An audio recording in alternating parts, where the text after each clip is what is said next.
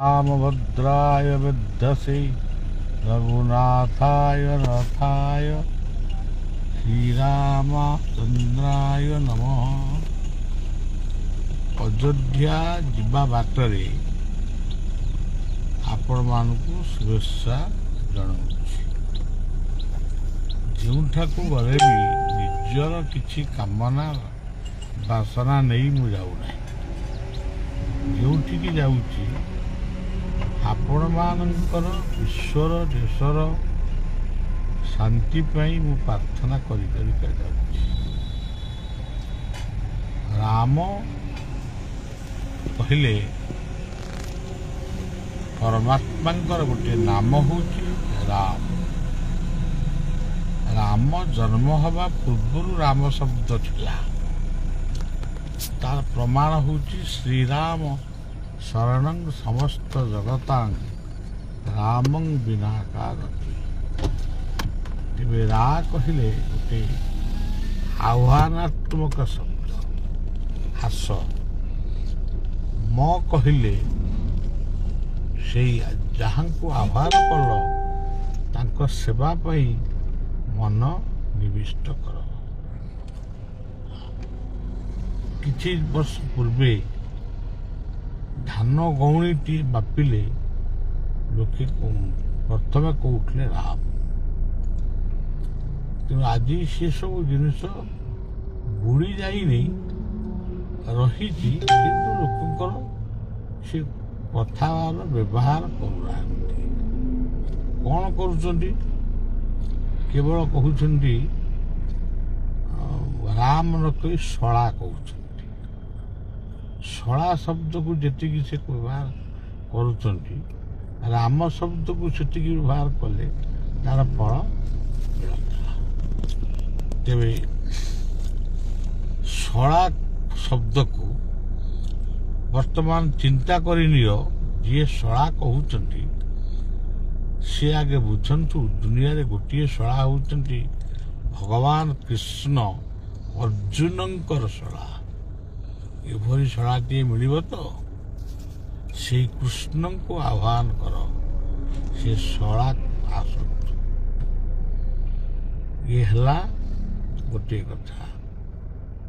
ये शला शब्द को टिके आउ टिके चिंता कर। आम यज्ञ टे करुँ यज्ञशाल उहाशाल कुमारशाल। तेणु शाल शब्द हूँ गोटे क्षुद्र परिवार क्षुद्र परिवार गोटे क्षुद्र कौन शिल्प।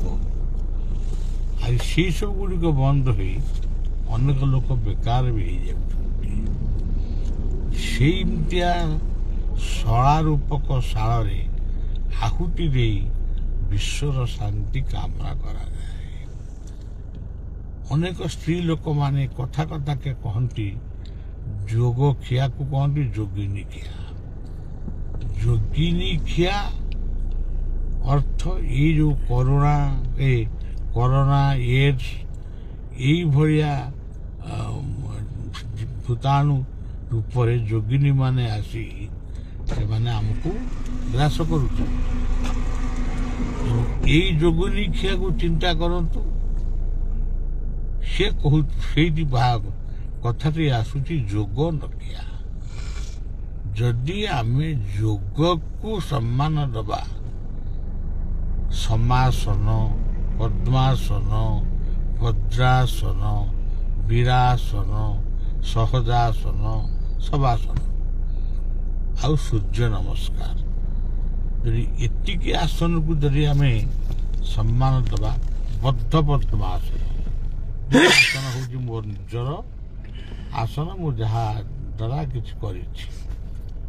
जदि तुम कर जोग रक्षा जोग रहा जोग रही आम सुस्थ रहा। ये हूँ जोग क्रिया।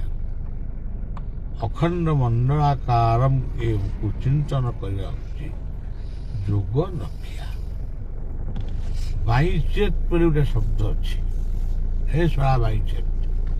बाईचेत कहे प्राणायाम ଆସନଟିଏ କରୁଥିବ, ଧ୍ୟାନ ହୃଦୟକୁ ରଖିଥିବ, ହୃଦୟରେ ଧ୍ୟାନ, ପାଦରେ ପଦ୍ମାସନ କରି ମେରୁଦଣ୍ଡ ସିଧା ରଖି ଯଦି ତମେ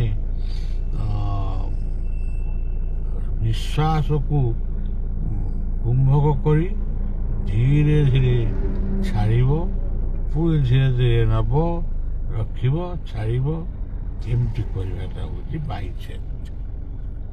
ନିଶ୍ୱାସକୁ ଯିଏ ଚେତି ପାରିଛି ସେ ଦୁନିଆରେ ଅସମ୍ଭବକୁ ସମ୍ଭବ କରିପାରେ।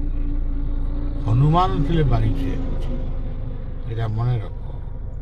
ହନୁମାନ ଯେଉଁ ଜମ୍ପ କରୁଥିଲେ ବୋଲି ଆମର କୁହାଯାଉଛି ସେ ଏତେ ଫୁଟ ଆଗ ଡେଇଁ ପଡ଼ିଲେ, ଏମିତି ଗନ୍ଧମାର୍ଦ୍ଦନ ନେଇକି ନେଇ ଆସିଲେ।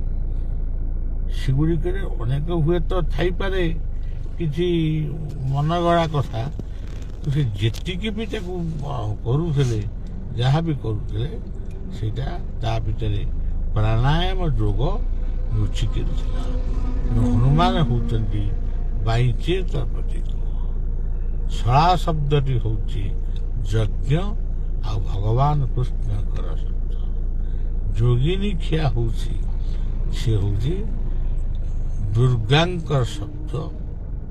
ଦୁର୍ଗା ମହିଷାସୁରକୁ ମାରିବା ପୂର୍ବରୁ ଗୋଟିଏ ଯୋଗିନୀ ସୃଷ୍ଟି କରିଥିଲେ। ମହିଷାସୁର ମରିଗଲା ପରେ ସେ ମାଙ୍କୁ ପ୍ରାର୍ଥନା କଲେ ଆମେ କ'ଣ କରିବୁ। ତାପରେ ସେ ତାଙ୍କୁ କହିଲେ ପ୍ରତ୍ୟେକ ଗାଁରେ କିମ୍ବା ଠାକୁରାଣୀ ରୂପରେ ପୂଜା ପାଅ, ଗୋଟେ କିମ୍ବଦନ୍ତୀ। ଏବେ ଯାହା ହଉ ଶଳା ବାଣିଜ୍ୟ ସବୁ କଥାକୁ ନିଅ, ସବୁ କଥାର ତତ୍ତ୍ୱ ବୁଝିଲେ ଆମେ ଭଲ ମଣିଷ ହବା। ତତ୍ତ୍ୱ ଜାଣିଲେ ତୁଟେ ଭ୍ରାନ୍ତି ଭବସାଗରୁ ତରି ଯାଆନ୍ତି। ପ୍ରଭୁ ରାମଙ୍କ ପାଖକୁ ଯାଉଛି।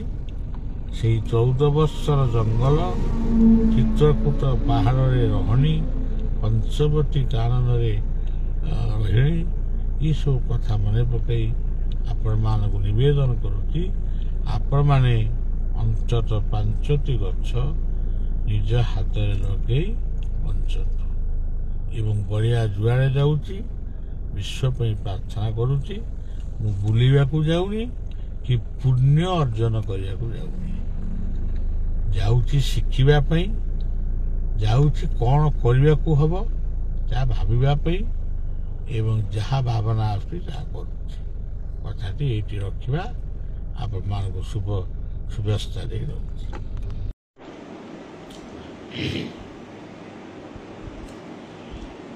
ओम नमो भगवते वासुदेवाय।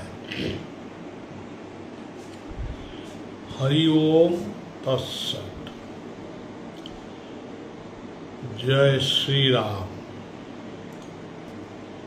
आमे रामंक दर्शन पई जाउछु। बाटेरे इटा बोली गोटे जगह अच्छी, सेठी 500 किलोमीटर आसवा परे आमे सेठी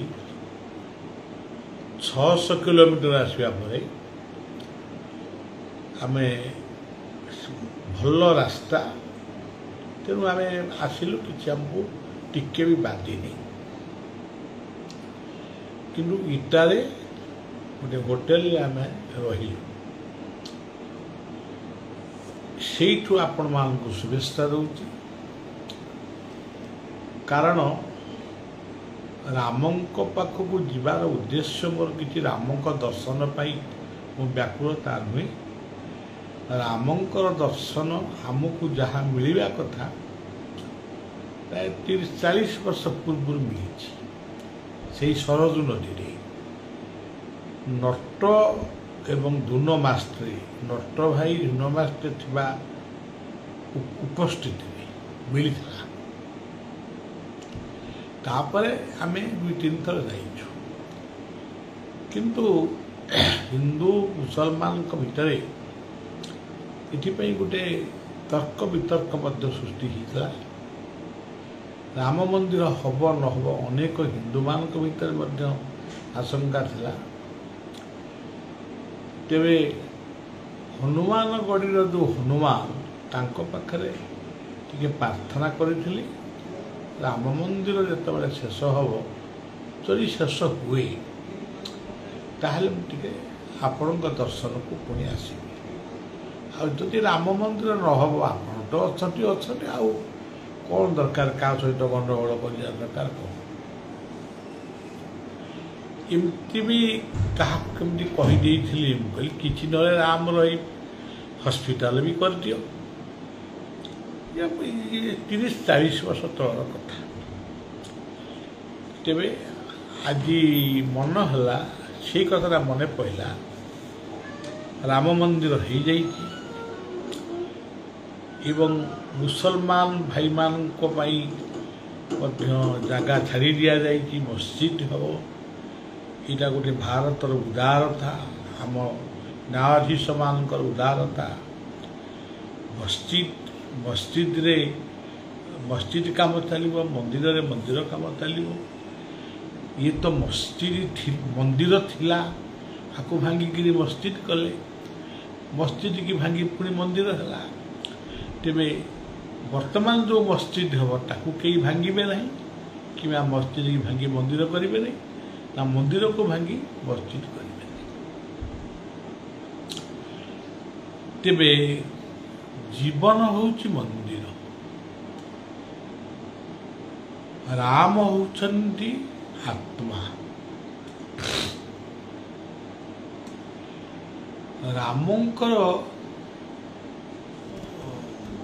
ଜୀବନୀ ଯଦି ଆମେ ମନନ କରିବା,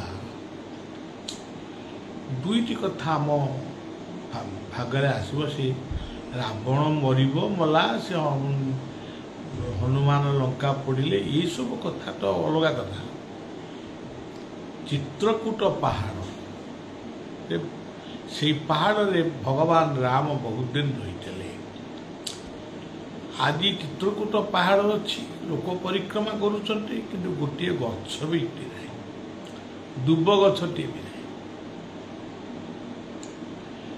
ପଞ୍ଚବଟୀରେ ପ୍ରଭୁ ରାମ ଥିଲେ ଆମେ କହୁଛୁ, କିନ୍ତୁ କେତେବେଳେ ଭାବୁଛୁ କି ପଞ୍ଚବଟୀରେ ଆଉ ଗଛ ଅଛି? ଯେମିତି ବୃନ୍ଦାବନରେ ଖାଲି ବୃନ୍ଦାବନ ଶବ୍ଦ ଅଛି, ବୃନ୍ଦାବନରେ ସେ ବୃନ୍ଦ ବୃନ୍ଦ ଜଙ୍ଗଲ ଆଉ ନାହିଁ, ଖାଲି କୋଠା ମନ୍ଦିର ଭର୍ତ୍ତି ହେଇଛି। ତେଣୁ ଓଡ଼ିଆର ବିନମ୍ର ନିବେଦନ, ପ୍ରତ୍ୟେକ ହିନ୍ଦୁମାନେ ଯଦି ରାମଙ୍କୁ ଭଲ ପାଉଛ, ତାହେଲେ ପଞ୍ଚବଟୀଙ୍କ ନାମରେ 5ଟି ଗଛ ଲଗାନ୍ତୁ ଆଉ ବଞ୍ଚାନ୍ତୁ।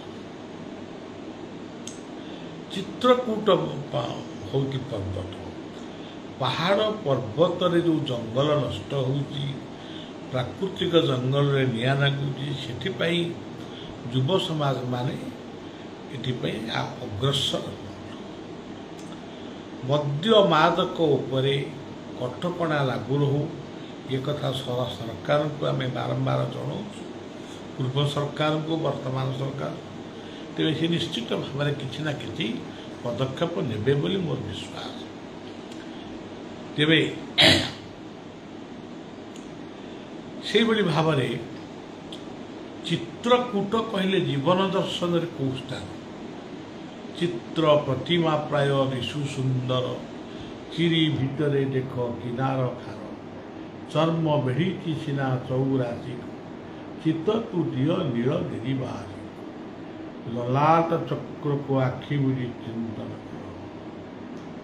ସେଇ ହେଉଛି ଚିତ୍ରକୂଟ ପାହାଡ଼। ସେଇ ଚିତ୍ରକୂଟ ପାହାଡ଼ରେ ରାମ ଜ୍ୟୋତିଙ୍କୁ ଚିନ୍ତନ କର, ଖାଲି ରାମ ବୋଲି କୁହ ଏବଂ ସେ ସ୍ୱରୂପଟା ଗୋଟେ ଜ୍ୟୋତି ବୋଲି ଚିନ୍ତନ କର। ଦିନେ ନା ଦିନେ ସେ ଅନୁଭବକୁ ଆପଣମାନେ ଆଣିପାରିବେ। ଏଇ ହେଉଛି ଚିତ୍ରକୂଟ। ଆପଣ ଦେଖନ୍ତୁ, ବୃନ୍ଦାବନରେ ଜଙ୍ଗଲ ନାହିଁ, ଉତ୍ତରପ୍ରଦେଶର ବୃନ୍ଦାବନରେ ଜଙ୍ଗଲ ନାହିଁ, କିନ୍ତୁ ଆମ ବୃନ୍ଦାବନରେ ଜଙ୍ଗଲ ଅଛି। ଆପଣ ଆପଣଙ୍କର ମସ୍ତିଷ୍କକୁ ଟିକେ ଲକ୍ଷ୍ୟ କରନ୍ତୁ, ଏଇ ଯେଉଁ ମୁଣ୍ଡର କେଶ ରାଶି ଗୁଡ଼ିକ ରହିଛି, ଏଇଟା ବୃନ୍ଦାବନ। এই ବୃନ୍ଦାବନ ଭିତରେ ଯେଉଁ सहस्रा चक्र এই सहस्रा चक्र अछंती कृष्ण राम माने कृष्ण मनमोहन ठाकुर अभिराम कथा मनमोहन मूर्ति रे मूढ़ मनाई दिव्य लोचने थरे दियो अनाई अखंड अखंड मंडलारे कहले माने मुंड देख लीलाचल कहले आपणकर मस्तिष्क एठी अच्छी विजे कला कन्हाई आखि बुझी से चक्र को मध्य ध्यान कर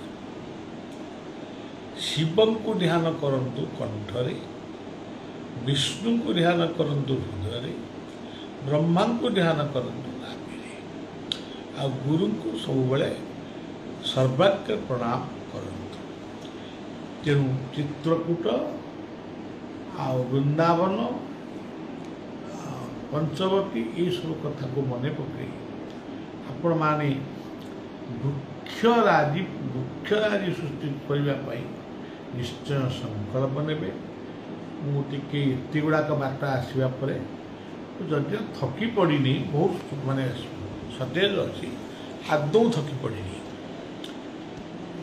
बर अन्य मान थकी पड़ते मोर किसी थकी पड़नी कारण मो भितर राम मत साहस दौरान प्रेरणा दौरान सबकि दौरान पुणी थे ये पुण्यभूमि भारत वर्ष ये सबू देवहार ये सबू धर्मर जयगान होची एवं या हो किंतु समस्त शांति रहतु ये कटाकटी हणाहणी ये गुड़ाक आदौ समीचीन नुहे पृथ्वी शांत रहू यही प्रार्थना करी रोचे काली पुणी आपण मानक रामतीर्थरू आपण मानक किसी वार्ता देवी ये वाणी को विश्राम।